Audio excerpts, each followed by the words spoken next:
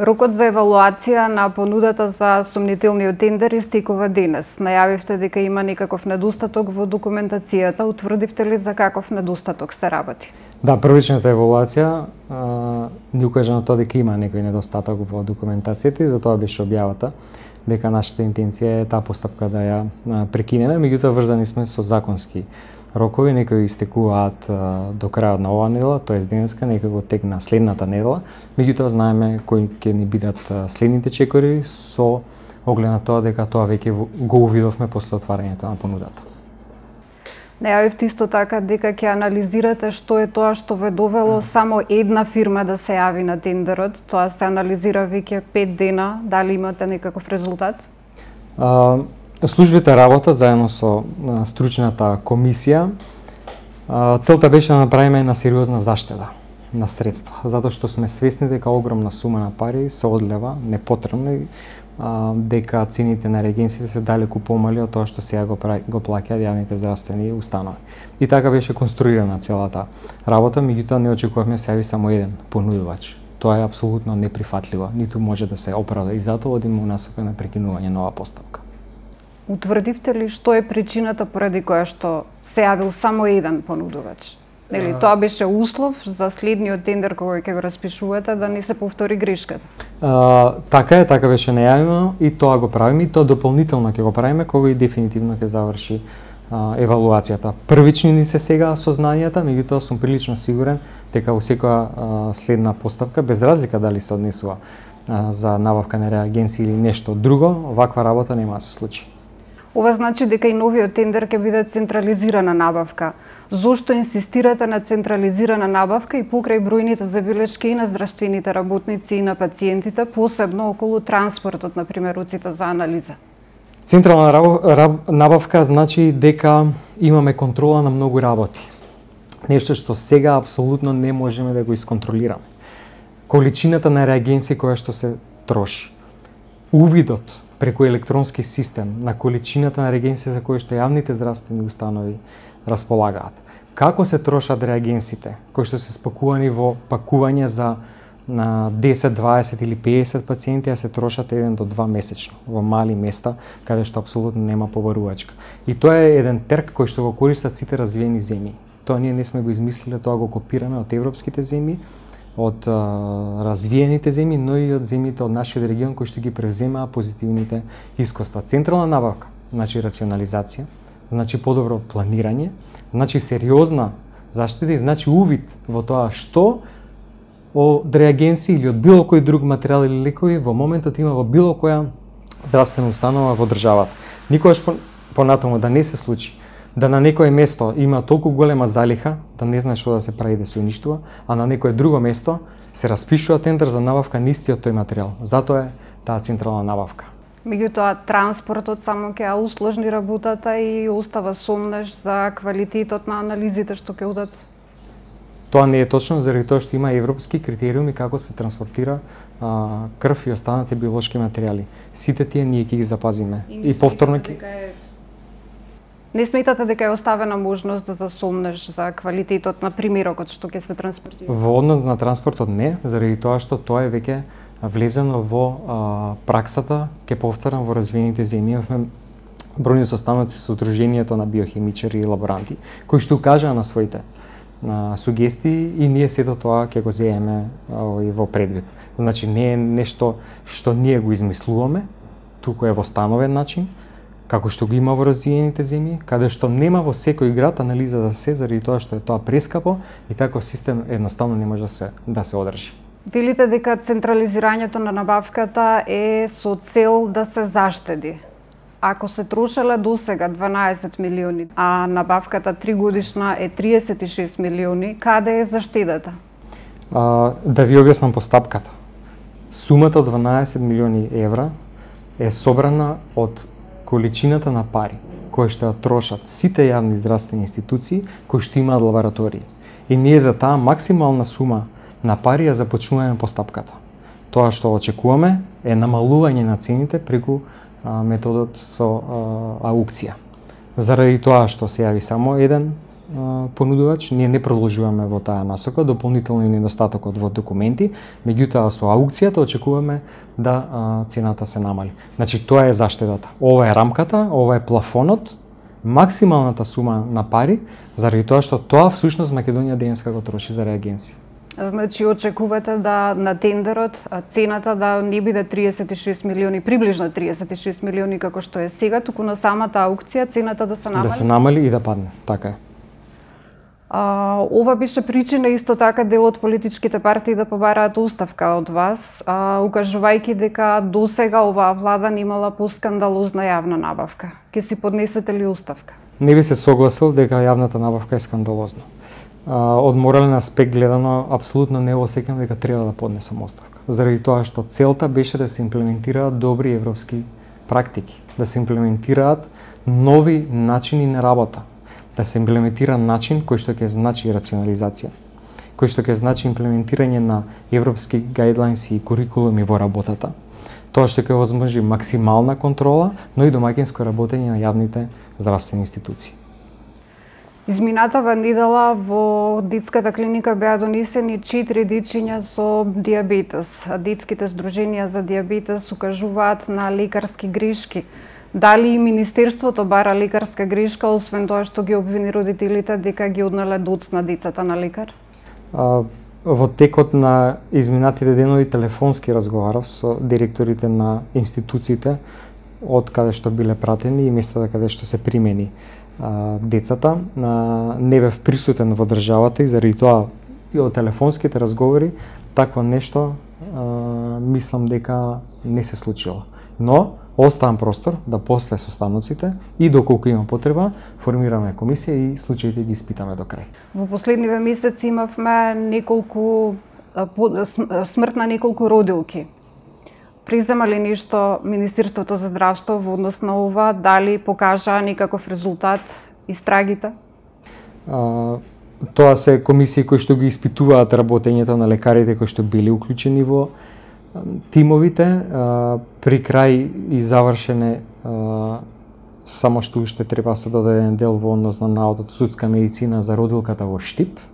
За останатите случаи се работи и тие анализи на сите резултати и разговори, интервјуа со сите здравствени работници кои што учествувале во процесот на лекување не е готов. Во континуиран контакт сме со семејствата на родилките и очекувам дека во најкратко време тие наоди ќе бидат завршени. Тоа што малце успорува работата е што дел од здравствените работници кои што членуваат во тие комисии во овој период ги користат годишните одмори.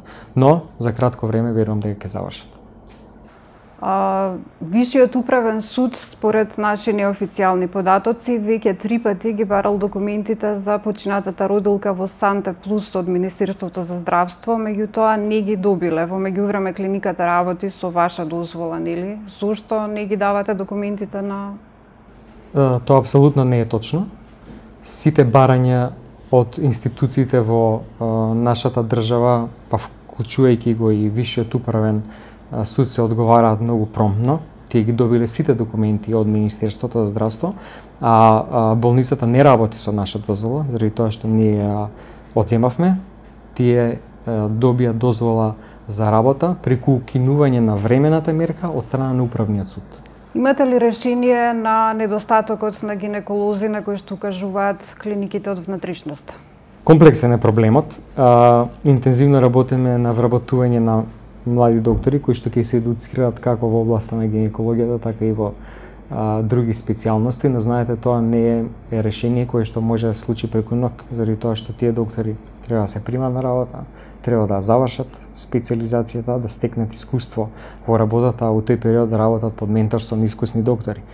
Во овој период, тоа што го планираме е покривање на дејноста од страна на институциите каде што такви специјалисти има. При тоа во болницата во Кавадарци одат гинеколози од Скопје, од болницата од Штип на друго место. Така да на тој начин ќе се надополни дефицитот таму каде што сега акутно и актуелно го нема, овој постои. Колку ќе трае тој период? Како и што ви кажав, едукацијата на доктори е еден долг процес. Не може тоа да се случи преку ног, само специјализацијата трае 5 години. Но спремни сме и во разговор со гинеколозите од универзитетската клиника и од другите општи болници да излезат у пресрет и на тој начин да ја покријат потребата на граѓаните, односно пациентите во регионите каде што недостасуваат доктори од соодветна специјалност. Според статистика на здравствените работници, последниве 3 месеци од земјава се иселиле 110 доктори. Вие најавивте стратегија за задржување на младиот кадар во земјата. Почнавте ли да ја применувате? Почнавме да ги применуваме мерките, со тоа што разговара со претседателката на комората и таа укажа дека таа бројка не е точна, туку дека заминале само 18 доктори. Ги имплементираме мерките кои што одат во насока прво на зголемување на платите. До сега се зголемија и надоместоците за дежурства и ноќен труд, а од почетокот на следната година работиме на обезбедување финансиски средства со кои што лекарите специјалисти ќе имаат плата од 100.000 денари. Дополнително работиме на подобрување на едукацијата. Започнавме со најкритичните специјалности: гинекологијата, неонатологијата, таму кој што навистина е потребна помош. Во финална фаза е подпишувањето на договорот со Министерството за здравство Бугарија, со кој што очекуваме експерти од Универзитетската клиника за гинекологија и акушерство и детски болести Мајчин дом да дојдат кај нас да работат со нашите доктори, но истовремено нашите доктори да одат на едукација во Софија. Почна соработката и со Универзитетската болница во Франкфурт, каде наш кардиохирург дојде и почна да работи со нашите доктори. Како ја зголемуваат експертизата, така и пациенти да остануваат во нашите институции, со оглед на тоа што во поинаков сценарио би биле испратени во странство на лекување, а тоа значи и огромен трошок за фондот, но истовремено и едноставно шетање на пациентите кои што дел од нив се во тешка состојба, со разни патнички средства, авиони, автомобили и така натаму, така да сметаме дека ова е нешто што значајно ќе го зајакне нашиот здравствен систем. Ова меѓу другото значи дека недостатокот од гинеколози ќе го надополнуваме со бугарски гинеколози на клиниките кај? Бугарските гинеколози ги договоривме да работат заедно со нашите гинеколози на нашата универзитетска и педиатриска клиника. А како што реков, во местата каде што недостасуваат гинеколози ќе одат наши гинеколози од универзитетските клиники или од општите болници. Зошто се уште не се укинати економските директори на јавните установи, како што најавивте мерка за штедење? Останати се уште само неколку економски директори. Законот е веќе донесен, треба да се стави во владина процедура. Работиме на усогласување со политичките партнери и искрено сметам дека до месец септември тој закон ќе помине. Истовремено работиме на изготвување на сосем нов закон за здравствена заштита, потеркот на законите за здравствена заштита во Хрватска, Бугарија и Словенија, кој што како европски земи ни укажа на позитивните практики кои треба да ги имплементираме во нашиот закон. Што ќе смените? Ќе ги отфрлиме деловите кои што го оптеретуваа начинот на студирање, на специјалистички испити, на обврзување на докторите со матичните институции после специјализацијата. Сакаме да направиме костур на европски закон, а дополнително на него да уфрлиме и закон за докторска дејност, за сестринство, за стоматолози и за фармацевти. Дозволивте и чистењето на клинички центар да го следат скандали. Зошто не најдовте начин да се одржува хигиената без да се прави скандал од тоа? Стануваше збор за размена на ингеренциите во цел овој минат период. Иако е тоа ингеренција на службата за заеднички работи во склоп на клиничкиот центар, меѓувреме беше одземена од Министерството за здравство и ние сакаме да вратиме. Има и огромен долг кон јавните претпријатија. Се обидовме да направиме правен начин кој што обврската за чистење би припаднала на јавното комунално претпријатие, да не распишуваме тендер и тоа да го прави приватна фирма. Затоа што сметаме дека е логично една јавна установа да соработува со друга. Во таа насока ги активиравме и правните служби во Министерството, службата за заеднички работи во клинички центар и градот Скопје, како и комуналната хигиена. Работиме на изнаоѓање на решенија, а меѓувреме комунална хигиена и нејзината служба ускокнува и се грижи за хигиената у клиничкиот блок. Вие сте задоволен од начинот на кој што комунална хигиена ја одржува хигиената во клиничките? Не заради тоа што тоа само неколку пати у текот на неделата. Но за кратко време ќе најдеме начинот тоа да биде континуирано. Најавивте две нови болници, една од нив нели клиничкиот центар на нова локација, се работи на новата локација од март. Дали веќе ја утврдивте точната локација и утврдивте ли колку пари ќе требаат да се одвојат за обештетување на приватните парцели? Земјата е точно одредена каде ќе биде, се наоѓа во општина Карпуш во населбата Злокуќани, каде што според генералниот урбанистички план е предвидено да биде установа која што има болничка дејност. Се уште се работи на терен, се прави анализа на тоа каде точно би било лоцирана болницата, а во однос на тоа кој дел од земјиштето е државен, а кои се приватни парцели, така да се работи од страна на интерсекторска група која што сочинуваат членови од Министерството за здравство, транспорт и врски, град Скопје, општина Карпуш, овој катасторот на град Скопје, во однос на тоа каква болница ни треба, со колку кревети. Разговаравме со банката на Централна Европа која што сака да продолжи соработка со нас и да го поддржи финансиски овој проект. Заедно ги анализиравме сите податоци кои што ги имаме до сега, но ќе почнеме и официјална соработка од месец септември, која што ќе трае 2 месеци за да го утврдиме точно бројот на кревети, дејностите кои што ќе се даваат во новиот клинички центар и тоа како таа зграда треба да изгледа и колку треба да биде голема. Дополнително работевме да во тој кампус, во тој комплекс, има и центар за истражување за младите доктори и за студенти, на тој начин да направиме медицината и поатрактивна, значи да биде еден мал медицински град во кој што граѓаните како на Скопје, така и на целата држава ќе добијат соодветна највисоко ниво на здравствена услуга.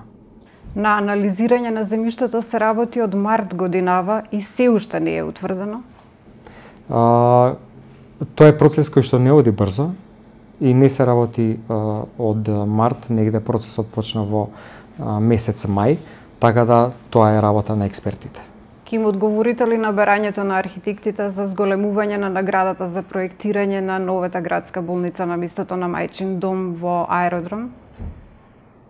И покрај тоа што го распишавме конкурсот со таа сума на финансиски средства, веќе стигнаа неколку идејни решенија и сакаме јавно да ги објавиме. Не ги објавивме заради тоа што истиот ден имаше организирано настан од страна на градот Скопје и не сакавме настаните да ги преклопиме. Но со оглед на тоа што се решенијата пристигнати, јавно ќе ги објавиме во следниот период. Кои се роковите за изградбата на новата градска болница? Немаме никакви рокови.